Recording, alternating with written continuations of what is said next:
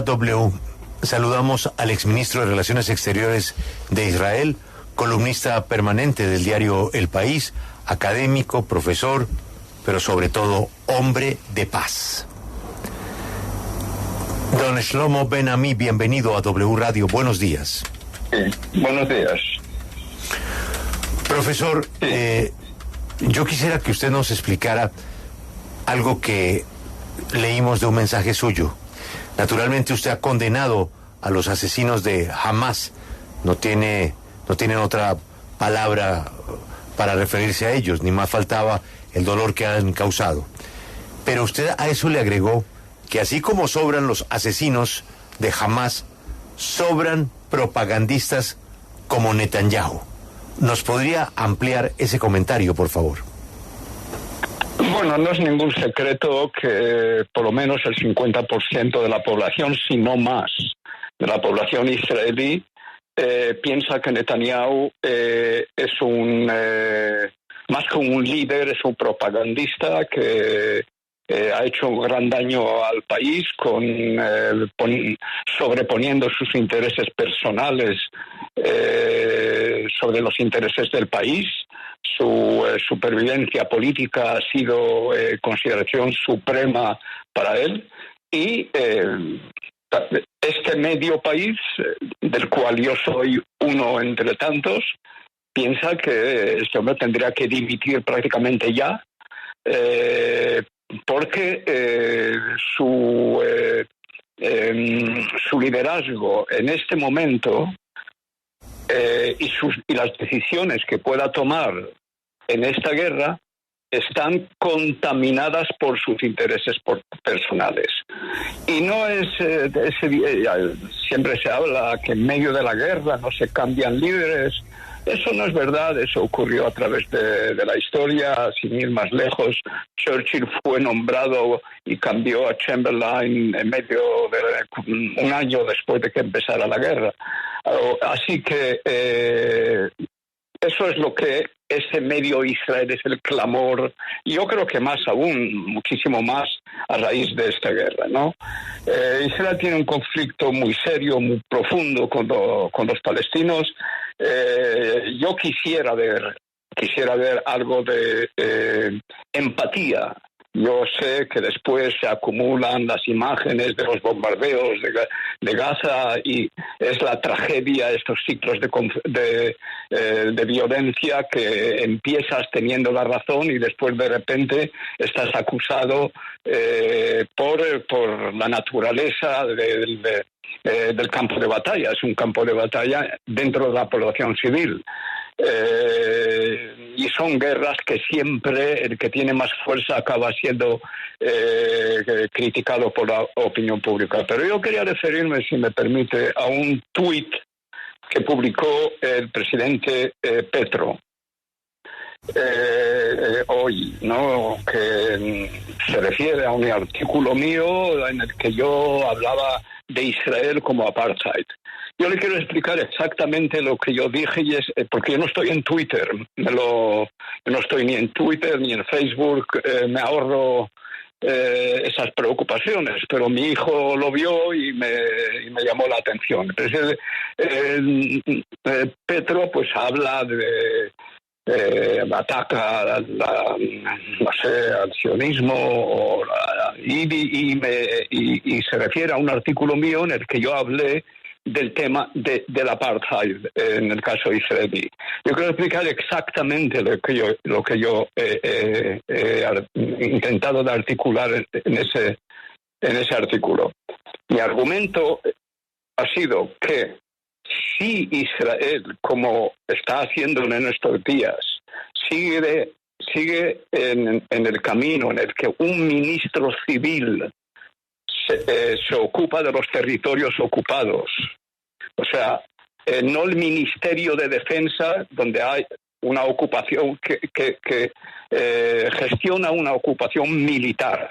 El momento que Israel acaba de referirse a los territorios ocupados como ocupados militarmente, entra en el camino de un posible apartheid. Ahora, no he dicho que esa es la situación actual, he dicho que ese es el peligro, que te puedes mover, que te puedes deslizar hacia esa situación. Pero también el término apartheid hay que ponerlo en cierto contexto. Apartheid en Sudáfrica era segregación sobre la base racial.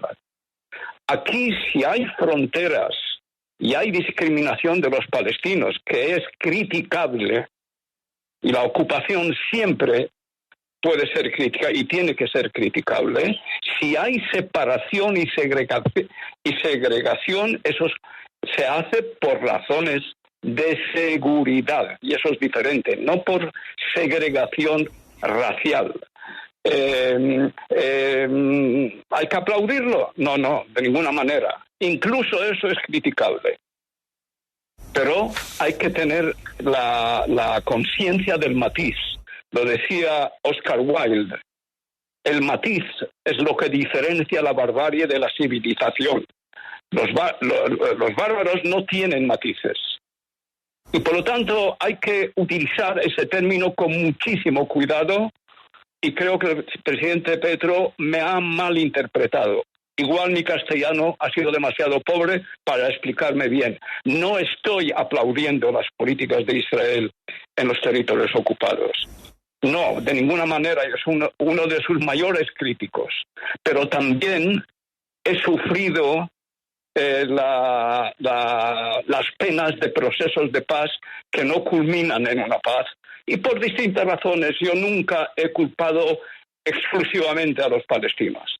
Pero valdría la pena que se pregunten hoy, ¿fueron tan malas nuestras propuestas, viendo lo que está ocurriendo hoy?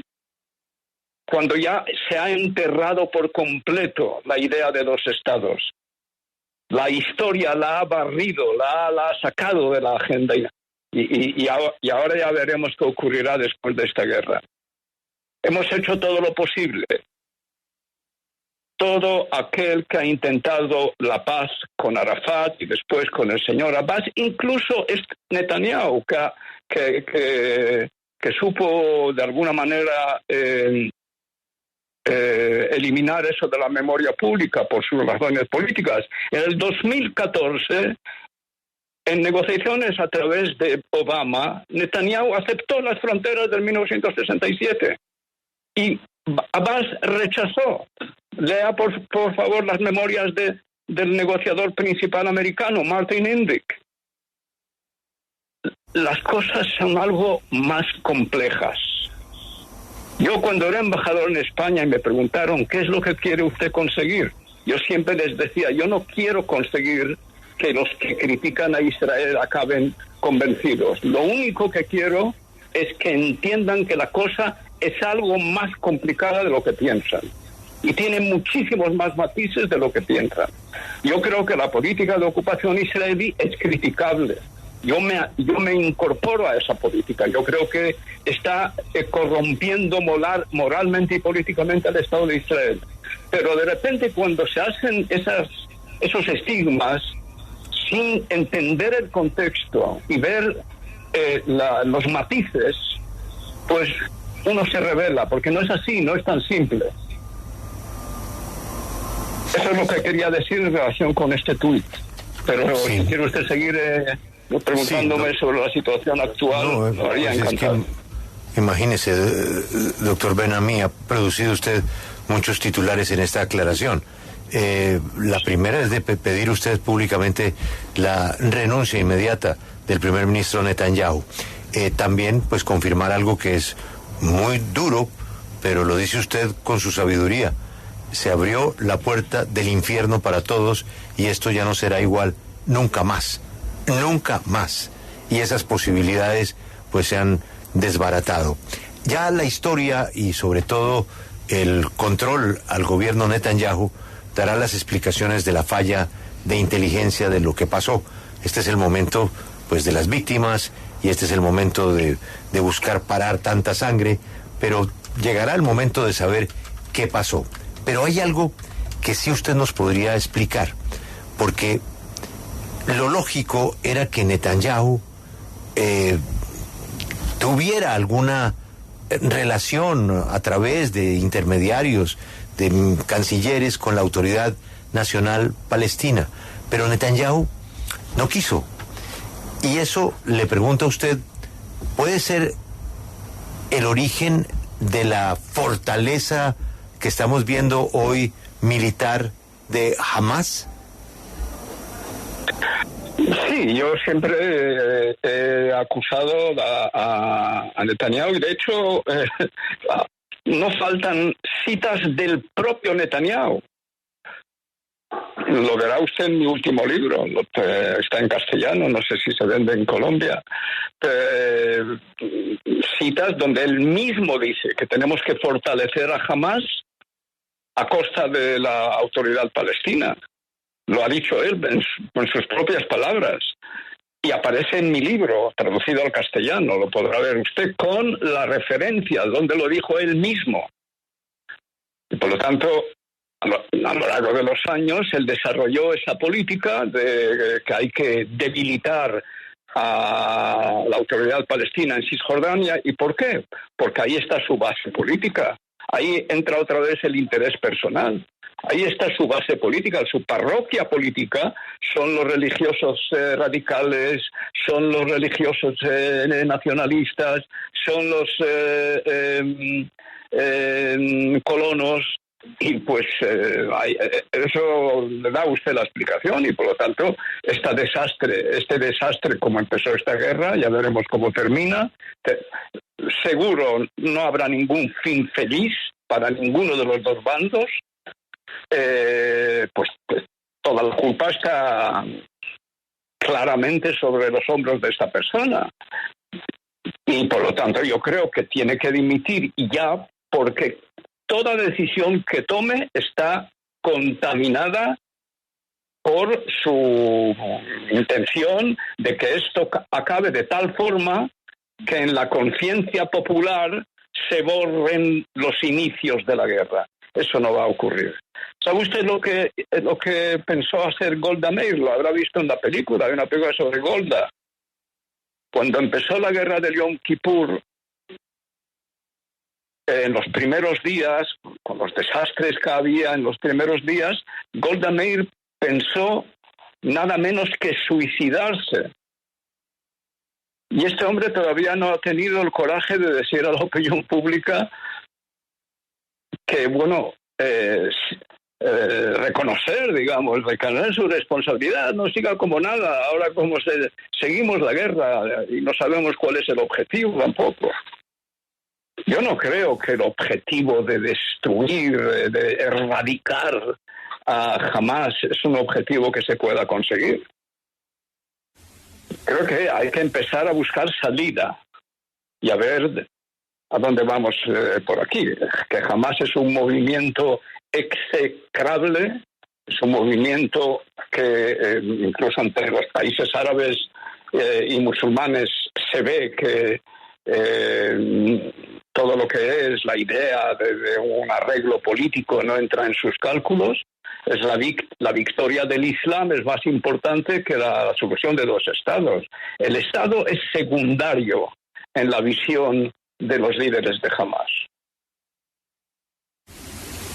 Y es doctor Ben-Ami. Y esa es la razón principal por la que Netanyahu pensaba que, bueno, mejor fortalecerles a ellos, porque para ellos el acuerdo político no es importante. Los que querían el acuerdo político, o en fin, que se supone que lo querían, son los que están en Cisjordania. Shalom, doctor Ben-Ami. Yo lo saludo en este momento desde Israel, desde Tel Aviv. Y a mí me gustaría preguntarle, en medio de esta barbarie que estamos viviendo, en medio de esta barbarie que ha sentido el pueblo de Israel, ¿cómo se puede reconstruir un camino para la paz? Miren, si usted se fija en la historia de los conflictos en el Medio Oriente, verá que todo lo bueno que ha tenido lugar surgió después de una guerra. El filósofo alemán Immanuel Kant escribió un ensayo en su día, en el siglo XVIII, un ensayo que se titulaba La paz perpetua. Y él explicaba que la paz llegará por dos vías posibles, o por la inteligencia y el sentido común humano, o por una gran hecatombe. En el Medio Oriente siempre se intentó la paz después de la hecatombe, nunca antes. Si no hubiera sido por la guerra del Yom Kippur, no tendríamos hoy paz entre Israel y Egipto. Ese es el Medio Oriente, eso es lo que, o más bien Medio Oriente, eso es la naturaleza humana. La diplomacia nunca tuvo éxito, y para protegerme un poco le digo casi nunca tuvo éxito antes de la guerra. Siempre la tuvo después, y no solo en el Medio Oriente, all over. Y así estamos, ¿no? No solo en Medio Oriente, mire Ucrania, y la era del peacemaking, de hacer la paz de los años 90 y principios de siglos, pues parece que ha desaparecido, ¿no?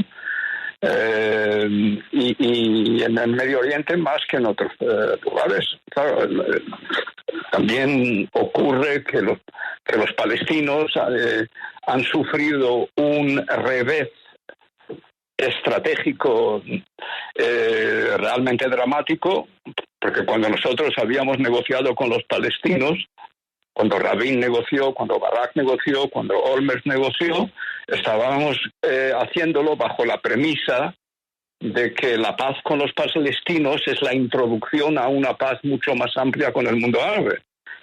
Pues ahora de repente hay paz con el mundo árabe y no hay paz con los palestinos. Eso es el paradigma, se ha vuelto contra de la causa palestina. Ya no tienen, como tenían en el pasado, la ventaja, una ventaja negociadora que no han sabido, que han fracasado monumentalmente en explotar, esa ventaja que tenían de ser la antesala a un acuerdo con el mundo árabe, esa ventaja se les ha quitado, entre otras cosas por sus propios errores.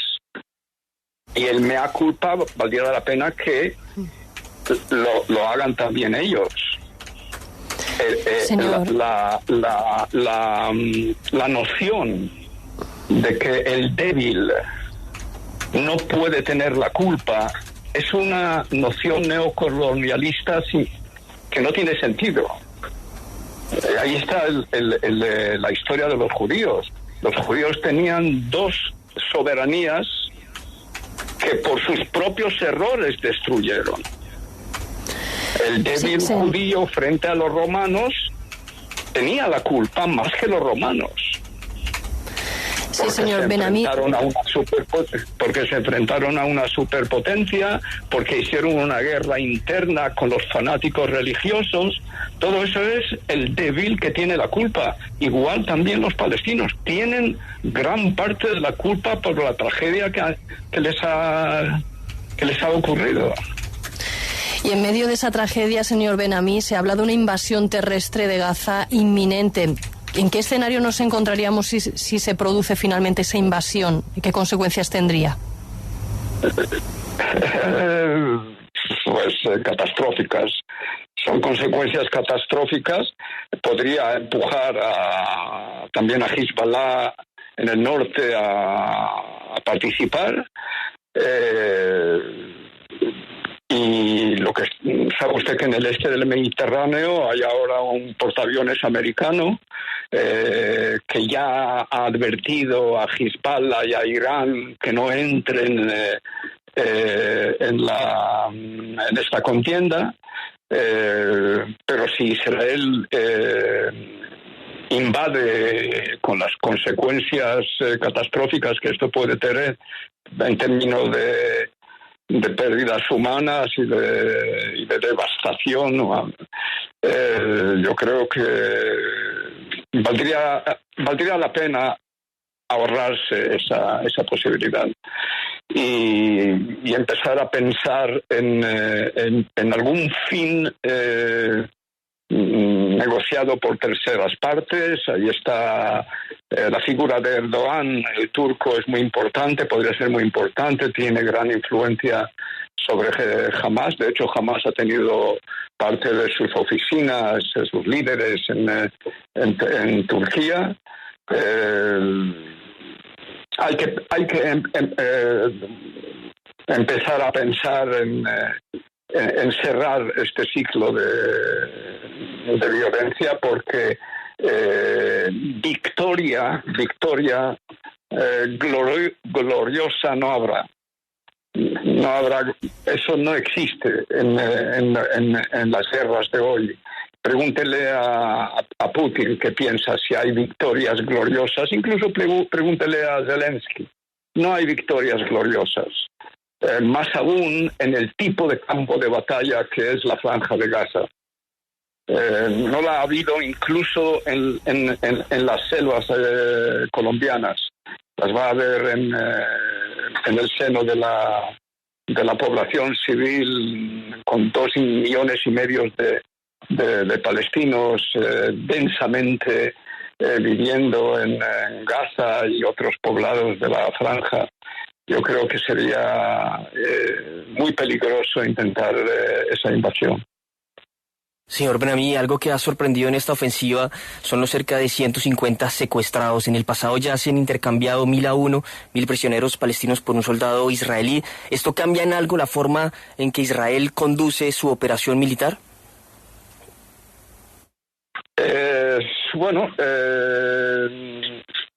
Jamás acaba de amenazar o de que empezaría a ejecutar a los rehenes, a los secuestrados, en caso de que haya tal invasión. No sé cuáles condiciones han puesto exactamente, pero de todos modos yo creo que hay que tener a los secuestrados en mente y intentar de llegar lo más rápidamente posible a una negociación. Yo creo que no hay que descartar tampoco la negociación, incluso si la guerra persiste, a través de terceras partes. Esos secuestrados también forman parte del fallo garrafal de liderazgo de Netanyahu. Yo le tengo una última pregunta, agradeciendo su valioso tiempo.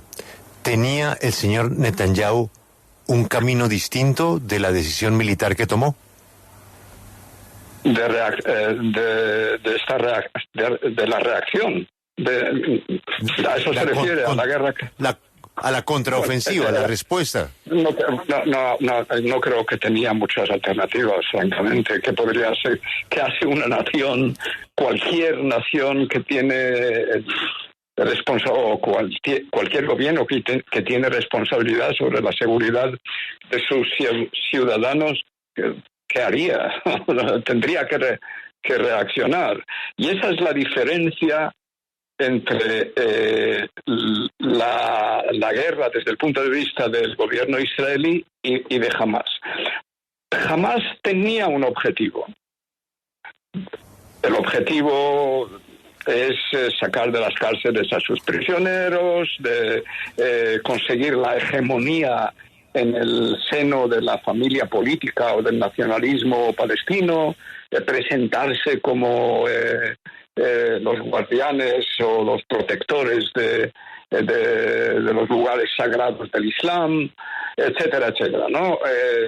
Y también frenar, si es posible, este proceso de normalización con el mundo árabe, Israel, que yo le mencioné antes como uno de los reveses estratégicos más dramáticos que ha habido en la historia del nacionalismo palestino. Ese, digamos, podría ser el objetivo. El objetivo de Netanyahu, o del gobierno israelí, en este caso, pues es reacción y no búsqueda de algún objetivo político. Por lo tanto, aquí le ha fallado al gobierno israelí Clausewitz, ¿no? Clausewitz nos enseñaba que toda guerra tiene que tener un objetivo político. Pues por inadmisible que pueda ser la guerra de Hamas, pues tenía algún objetivo desde el punto de vista de la organización islamista. ¿Cuál es el objetivo de Netanyahu? Pues reaccionar. O sea, responder, ¿no? ¿Y cuál es el objetivo político? Pues no se sabe. La destrucción de Hamás, volver a las negociaciones de paz. Eso tendría que ser a lo mejor el objetivo, pero dudo que ese sea el objetivo en la mente de Netanyahu. Pero las guerras tienen consecuencias, suelen tener consecuencias no planeadas, no planificadas con anterioridad. Tienen su dinámica, ¿no? Nadie pensó que la guerra de Yom Kippur iba a llevar a una paz israelí-egipcia. Llevó a una paz israelí-egipcia. Los alemanes necesitaron 2 guerras mundiales para llegar a la paz con los franceses. No es descartable. Yo pienso, no obstante, que la solución de 2 estados, tal y como la habíamos negociado en su día, esa solución, en mi opinión, no es factible más. Esa solución ya no es posible. Pero eso requiere otra conferencia, ¿no? Es otro tema más complicado de explicar. Iremos leyéndole y muy atentos a sus valiosos comentarios. Doctor Shlomo Ben-Ami, gracias por atendernos. Una feliz tarde para usted. Gracias. El ex embajador, ex ministro de Relaciones Exteriores, político, negociador, historiador, profesor Shlomo Ben-Ami, es vicepresidente del Centro Internacional de Toledo. Este es un centro de paz. Tuvo una participación importante en el acuerdo de paz de Colombia alcanzado con las FARC. Hacemos una pausa y regresamos.